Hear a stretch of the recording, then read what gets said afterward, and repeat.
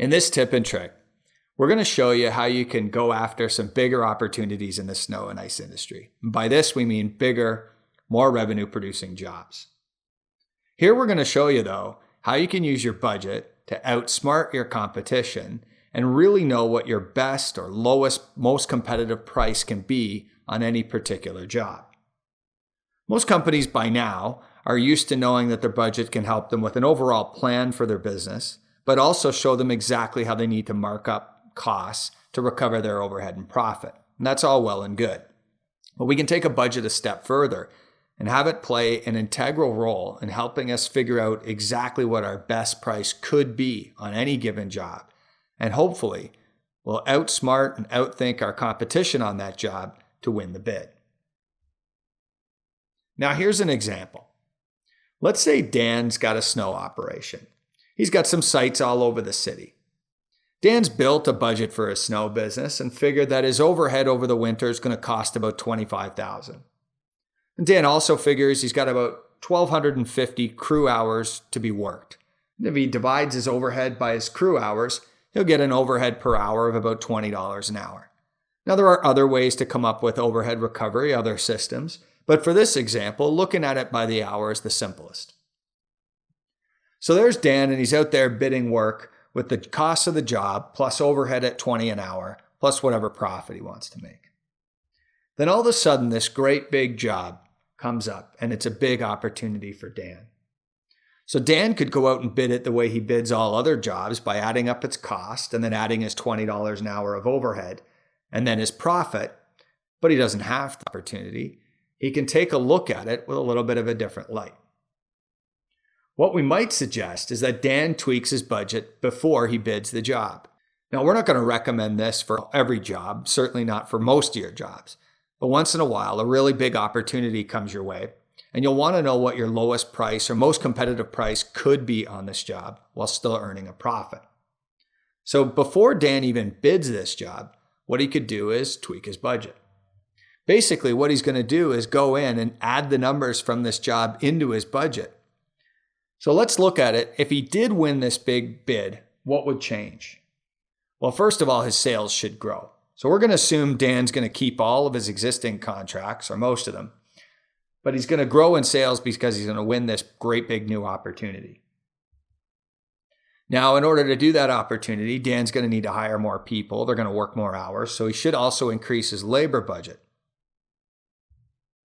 He's also going to increase his equipment if he needs to buy or rent more equipment to get this job done.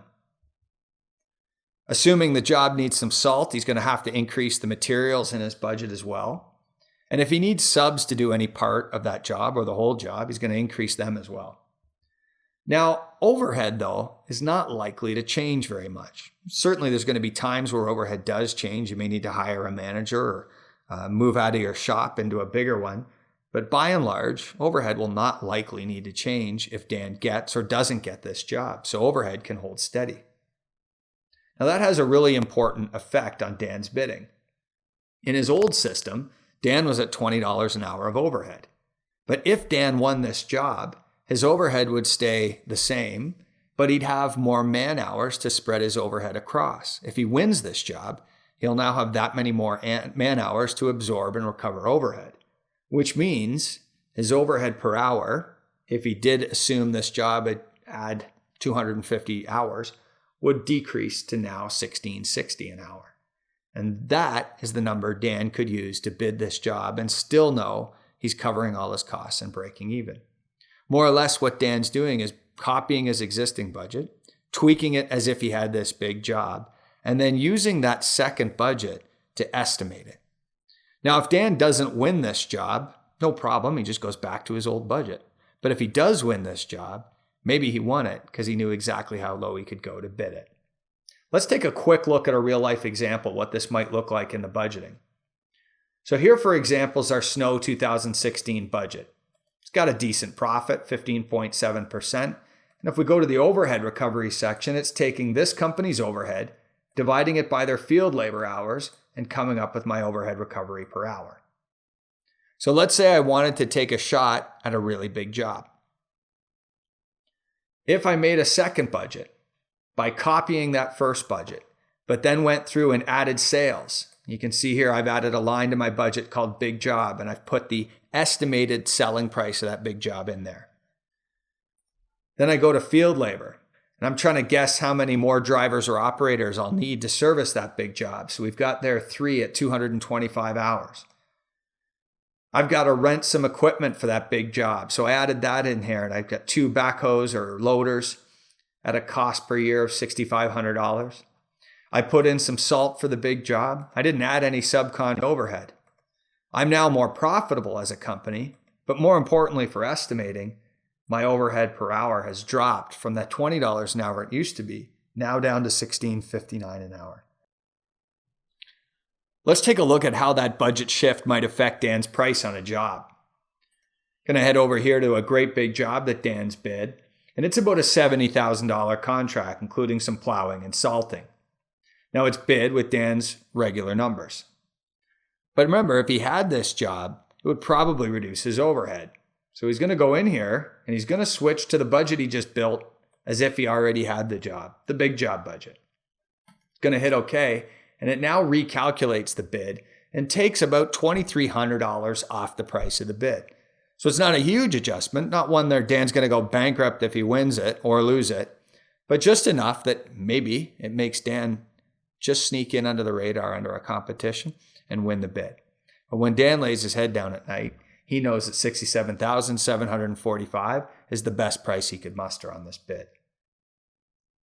There are some other important factors to look at when you're manipulating your overhead recovery on a job basis like this. Number one is, can you actually increase the capacity of your company without increasing overhead? Now, oftentimes this is true, but sometimes it's not. You're going to hit a limit at some point, and you're going to have to add people or space or whatever. Before your bid, make sure it's true that you could grow your company's sales or work to be done without growing your overhead. Also, make sure that you expect to hang on to other existing contracts. In this scenario here, we didn't imagine a scenario where we were going to remove some contracts and replace them with this big one. We were actually adding to our sales with this big contract. If you're just replacing other contracts, you're probably not going to reduce your overhead, and therefore I wouldn't have done the exercise we just did. Now, others will argue, well, there's some risk to that. What if your other contracts don't come through or you don't hit your sales with your other contracts? Aren't you possibly shorting yourself? And while there is some risk to that, and that is a true and a legitimate concern, there's also a big reward if you do win the job because of that. If you stop and think about it for a second, what happened to Dan's company and all the work he'd already bid if Dan won that big job? The answer is that all his contracts that had his old $20 an hour of overhead now instantly became more profitable. By adding that big job, Dan dropped his overhead by about $3.30 an hour, which means every single one of the contracts that he bid with his old overhead recovery number are now $3.30 an hour more profitable than when he originally bid them. So while there is some risk when you're getting aggressive at bidding jobs with lower overhead like this, it can also come with a huge reward. If you do manage to increase your sales without increasing overhead, all the jobs you'd bid with your other budget are now instantly more profitable. Hopefully you've learned a little bit in this tip of budgeting and estimating for snow and ice big contracts. For more information on the LMN software for estimating and time tracking, check out www.golmn.com.